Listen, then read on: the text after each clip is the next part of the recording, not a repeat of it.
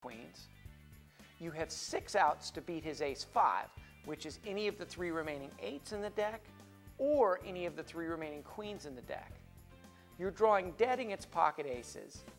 You have 1 out against pocket 8s, and 2 outs against pocket 5s. Of course, you won't be able to pull out your calculator in the middle of the game to figure out your hidden outs. But be aware of hands like ace-5, which you can beat 6 different ways. Basically, all this information we just figured out boils down to an average of about 3 outs against all of the possible hands that he could have. Depending on how much money is in the pot, 3 outs might not be enough for you to call the re-raise. But this does lead me to another valuable concept in Texas Hold'em, which is determining your pot odds.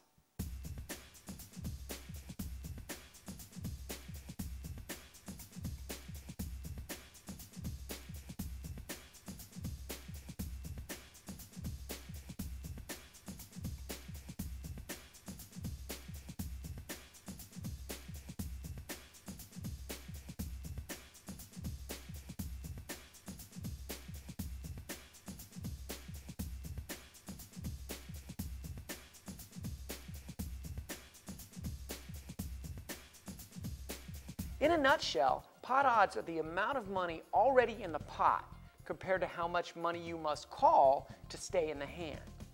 So basically, if there's $100 in the pot and you have to pay $20, you're getting pot odds at 5 to 1. In our previous example where you had only 3 outs in the hand, 5 to 1 pot odds would not be sufficient for you to make that call.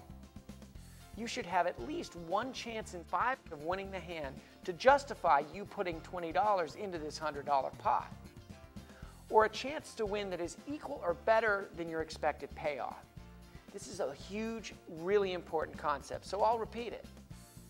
Compare how much money is in the pot and the size of the bet that you are risking with the odds that you're going to make the best hand for sure. That is the most conservative and absolute best way to play long-term winning poker. The percentages just do not lie, and over the long run, you will win more and lose less. If you prefer to take chances, that's okay. Just be aware that you are taking chances, and don't keep thinking that you're losing because you're just getting unlucky. Determining your pot odds in the middle of the gameplay exactly to the number is nearly impossible. Your ability to compute pot odds comes only with experience and learning the basic odds of hands like pairs, trips, straights, and flushes. By knowing your outs against common hands, you can more accurately determine pot odds on the spot. Let me first show you how you can figure out the odds that you will receive a certain hand. Say you're holding ace-king and the flop comes 2, queen, jack. To get a pair, you have 6 outs, since there are 3 aces and 3 kings to your knowledge left in the 47 remaining unseen cards in the deck. The odds of you getting either a pair of aces or a pair of kings on the turn is 47 to 3, which is about 6% each. However, with this same hand, you also have a 12 to 1 chance of drawing the straight, because all of the 4 10s are still potentially in the deck, which is about an 8.5% chance. So now you can combine these odds, not average them, combine them.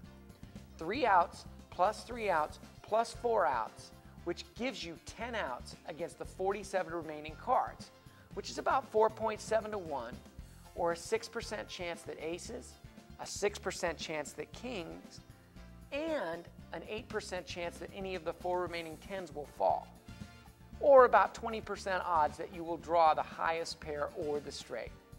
If you feel like a pair of aces or a straight will win you the hand, then you would be correct to place that same $20 in the pot if the pot was $100, like we just talked about a few moments ago, since the 4.7 to 1 odds you have of making your hand are better odds than the 5 to 1 you're putting into the pot.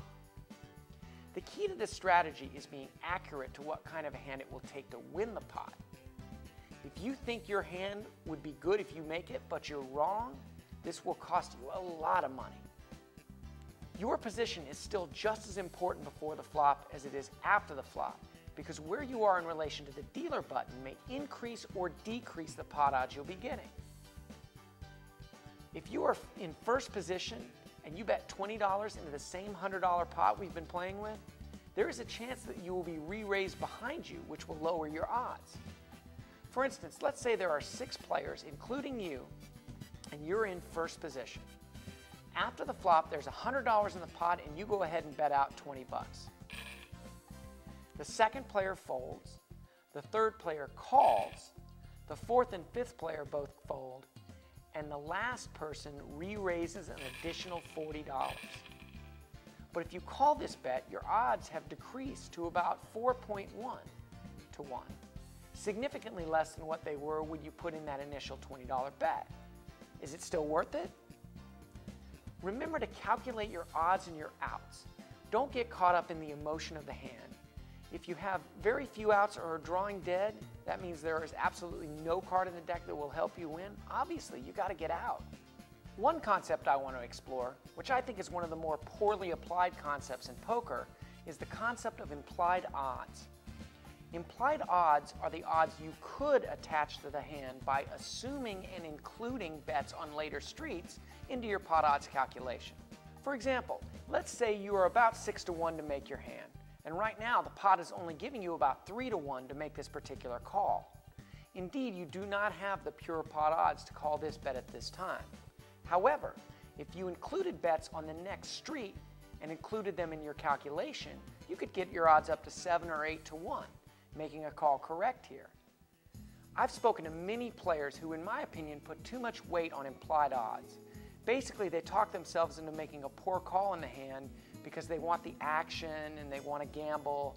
The inherent flaw in taking the concept of implied odds too far, in my opinion, is you can't see into the future and you don't know what your opponent is going to do.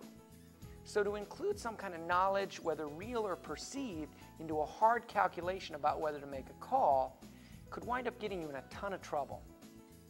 Mind you, I do think implied odds have a place and serve a big purpose, but I think they are the most value when your decision is a close call. The concept of implied odds shouldn't be used to talk yourself into calling too many loose bets. In addition, remember that implied odds also contain implied costs. Calculate how much you might be risking on a hand you are unsure of, not just to stay in to see another card, but also what it might cost you to get that card when you're not sure that it will give you the best hand.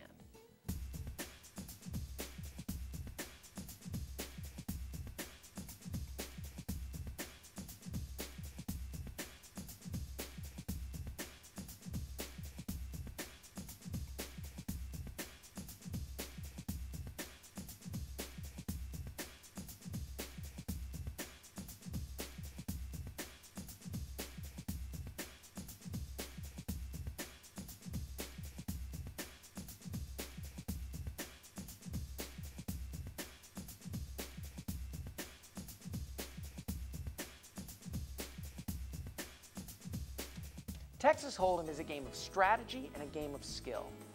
One of the most important things to remember is it takes practice. You will have to lose some money to win some.